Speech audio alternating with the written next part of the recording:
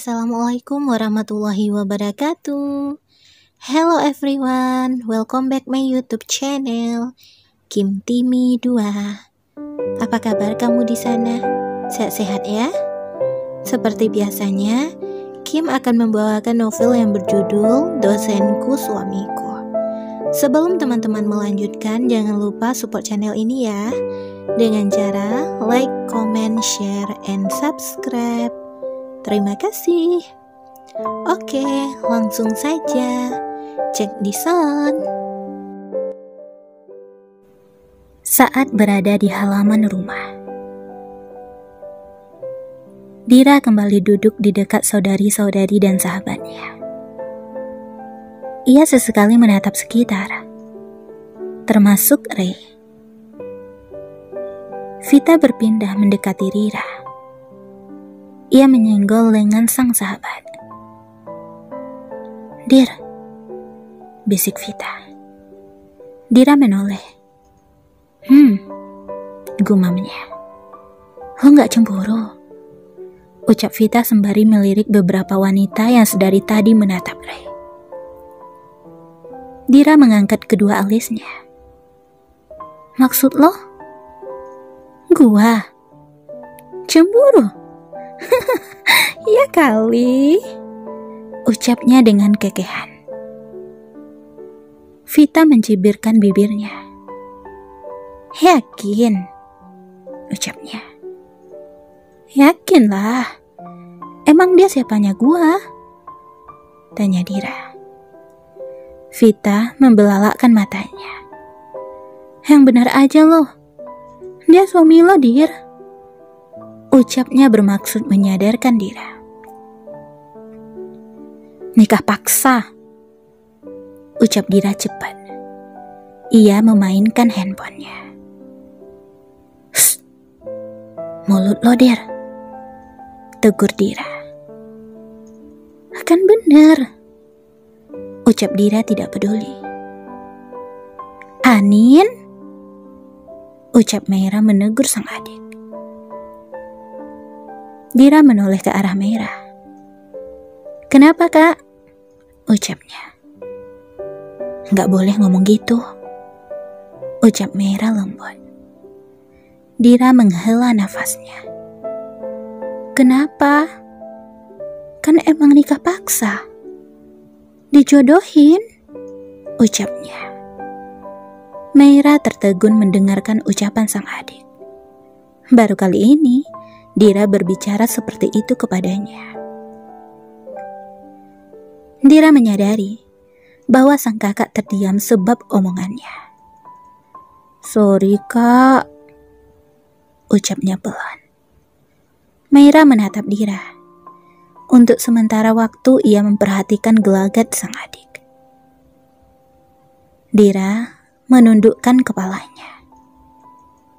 "Anin? Anin gak maksud kok ngomong gitu," ucapnya. Meira tersenyum. Enggak apa-apa kok," ucapnya lembut. Dira kembali menegakkan kepalanya. Ia menaikkan kedua alisnya sembari tersenyum.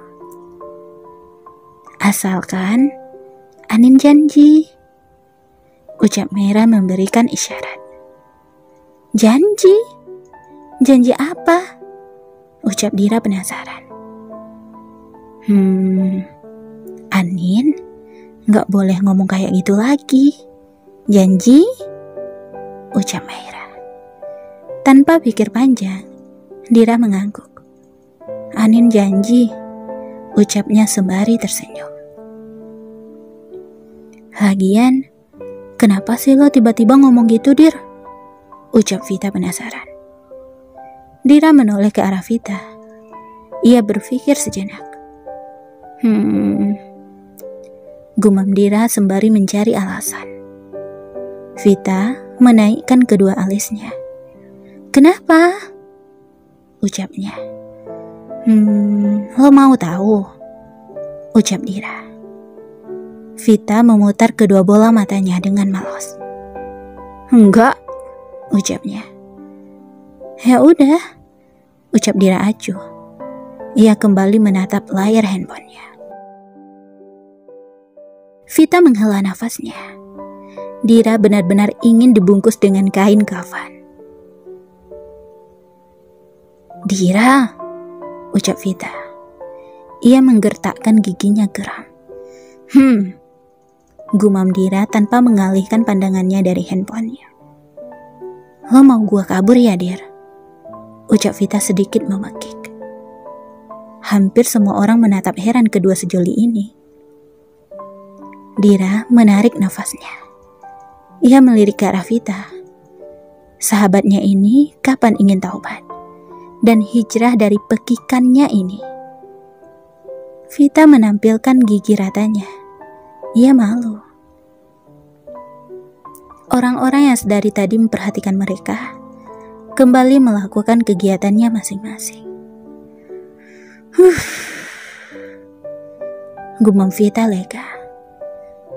"Teriak aja lagi.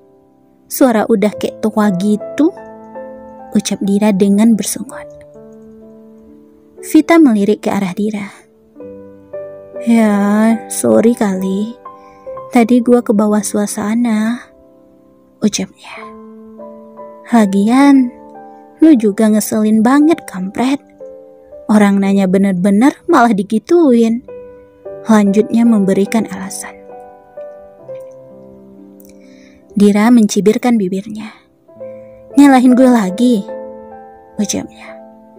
Vita menampilkan gigi ratanya.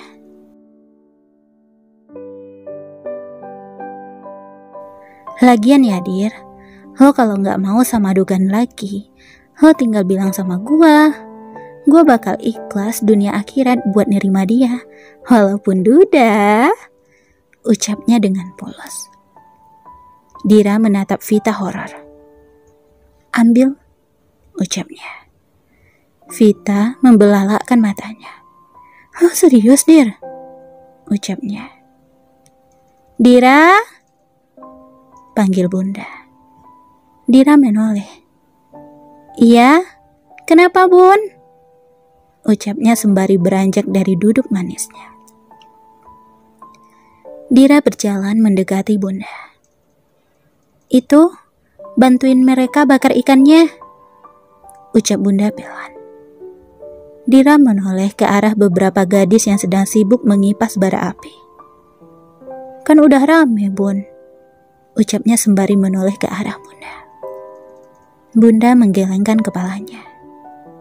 "Bantuin aja," ucap Bunda. Dira menghela nafasnya. Ia kemudian menoleh ke arah Vita.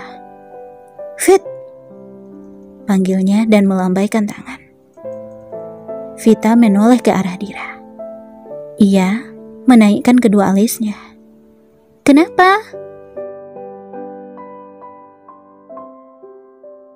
ucapnya sembari berjalan mendekati Dira. "Temenin gua bakar ikan," ucap Dira dan segera menarik lengan Vita mendekati gadis-gadis tadi. "Misi," ucap Vita dan Dira. Gadis-gadis tadi menoleh ke arah mereka. Duduk aja, Kak," ucap salah satu gadis. Vita dan Dira duduk. "Ini, Kak," ucap seseorang gadis memberikan kipas untuk mengipas bara api. Dira menerimanya. "Makasih," ucapnya sembari tersenyum. Vita melirik ke arah Dira. "Buruan kipas," ucapnya. Dira menyodorkan kipasnya kepada Vita. "Lo aja," ucapnya sembari tersenyum. Vita memutar kedua bola matanya. "Gimana? Mau jadi istri yang baik?" ucapnya mengejek Dira. "Bacot ah," ucap Dira sembari meletakkan kipasnya di atas pangkuan Vita. "Maksa," ucap Vita. Gadis-gadis tadi tampaknya memperhatikan kedua sahabat sejati sehidup semati ini. Ada yang menggelengkan kepalanya. Ada yang cengengesan menertawakan mereka. Dan ada juga yang memperhatikan Dira dari ujung rambut hingga ujung kaki. Merasa diperhatikan, Dira dan Vita tersenyum canggung. "Kenapa?" ucap mereka berdua. Nggak apa-apa kok, Kak," ucap salah satu gadis sembari tersenyum. Dira dan Vita hanya mengangguk. "Kok kakak bisa nikah sama Mas Re sih?" ucap salah satu gadis yang sedari tadi memperhatikan Dira, dari ujung rambut hingga ujung kaki. Dira menaikkan kedua alisnya. "Emang kenapa?" ucapnya. "Ya, dari dulu kita ngiranya Mas Re bakal nikah sama Kak Reni," ucap Dewi, gadis yang tadinya bertanya kepadanya.